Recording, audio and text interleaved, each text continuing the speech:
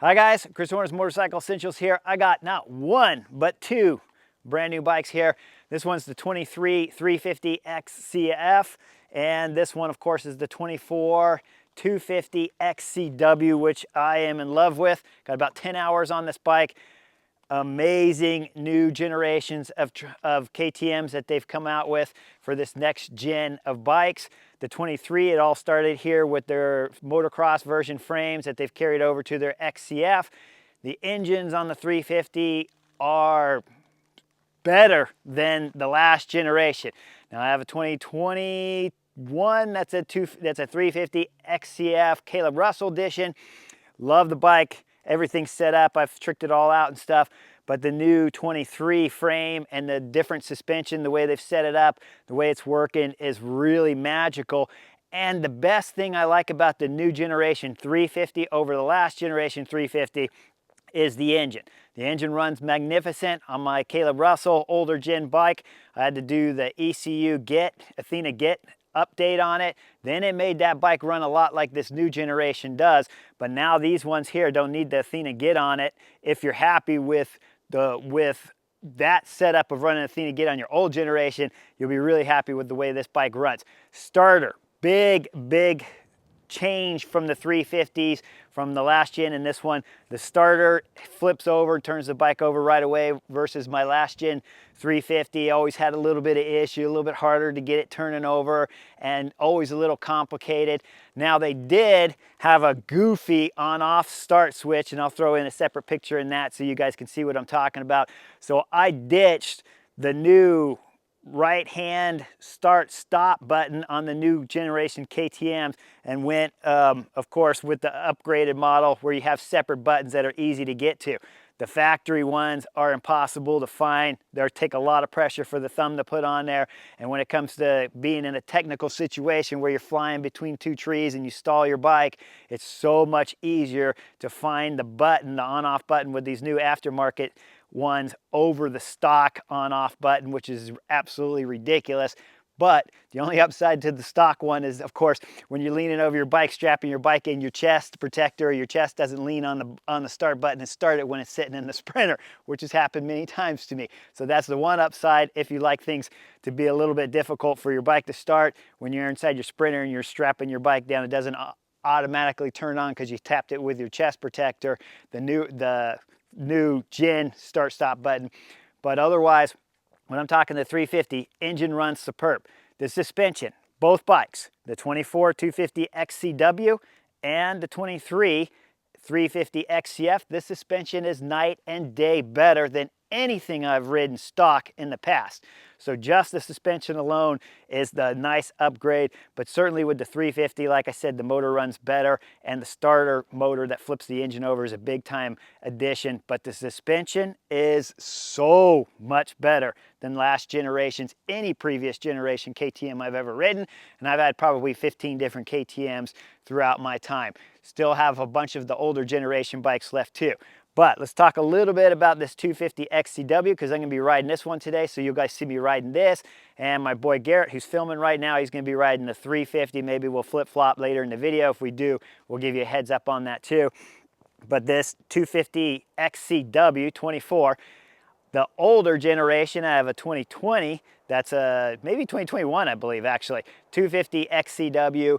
And this generation over that, same scenario, the suspension's way better than stock. Now I do run X-Trig triple clamps on all my bikes, and I didn't run this one with the stock triple clamps. I go straight to the X-Trig because it gives me multiple different positions on the handlebars, and you get a little bit less twisting in the fork when you do drop the bike from time to time. So I do prefer the upgraded triple clamp. So keep that in mind. That's the one alteration I have done to both bikes is they have X-Trig triple clamps on them to help keep them from twisting if you do drop or crash the bike in one of the corners. That's the main reason, and getting the bar position and the position I like, because coming from road cycling, which of course you guys know if you watch the channel, that's what I do mainly as my number one hobby. But I like to be a little more stretched out on the dirt bikes for sure. When you're trail riding, I like to be a lot more stretched out. So that's why you see the X-Trig clamps, and all my bikes are set up that way. Basically, I buy them, come back, put the triple clamps on them, and I'm good to go.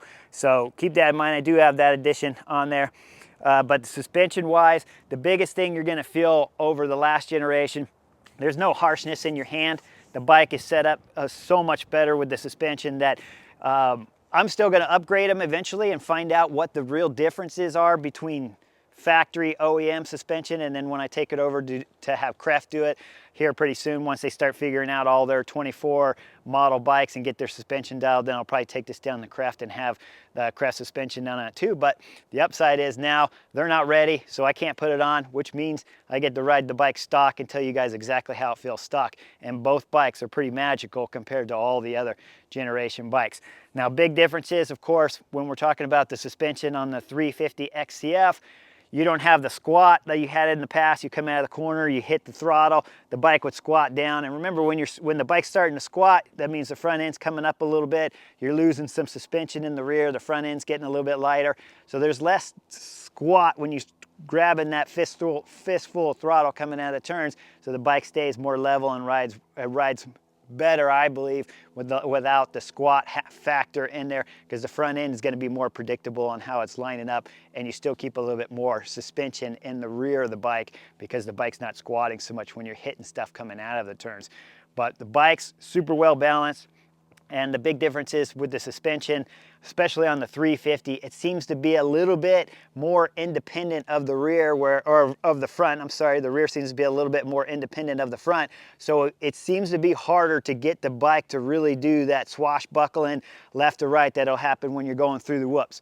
I have made the bike do it, but I was trying really hard and I had to back off squeezing of the frame just a little bit and try to get the bike to really kick left to right. So it will do it for sure. I'm not saying it won't, but it seems to be a lot harder on the new generation KTMs to get that bike, especially with the 350, with the SX frame model that the 350 has. It's harder to seem to get that bike to really kick on you, and it seems to be a bit easier when you feel it kick to twist that throttle and get the bike all lined up again, because the front and rear seem to be working a little bit more independent instead of what's affecting the front is having a lot of effect on the rear, or what's affecting the rear having a lot of effect on the front of the bike too, on the older generations. So I'm super happy. Had this bike now since we bought it over the winter time last year. Sorry, I knew I was supposed to get out more motorcycle videos to you guys, but I was crazy sick in January with sepsis, and that was a 3-month ordeal. And then, of course, caught it again here in middle of August and stuff. So I've been focusing more on the cycling scene, but I'll try to get some more updated stuff here on these KTMs, because I know when I look online all the time to see what people are saying about them, and there's not a whole lot of material out there. So you want to know, if you're getting yourself a new generation KTM, is it really worth it? Well, I got two, and I think both are magical right now, especially this 250 XCW. It is a joy to ride. It's one of my favorite model bikes right here.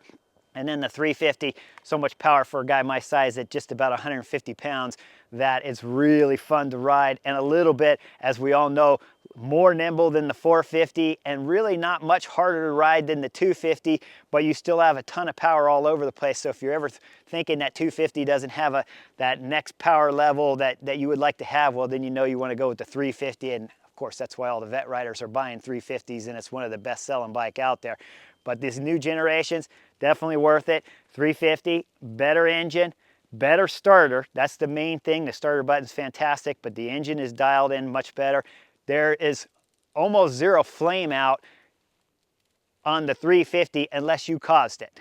That's a hard way to explain it, but if I go to the last generation 350s, they had a lot of problems with the 350s flaming out when it wasn't our fault. I know the difference between my fault and the bike's fault, and the older generations would flame out just a little bit compared to these new generations. They've solved that flame out issue, and like I said, if you do stall it because it's your fault, the starter button works fantastic, and so you could get that bike restarted like your 250s, where if you stall it, you just hit the starter button and somebody following behind you doesn't run right into the back wheel of you because you've already got that bike going.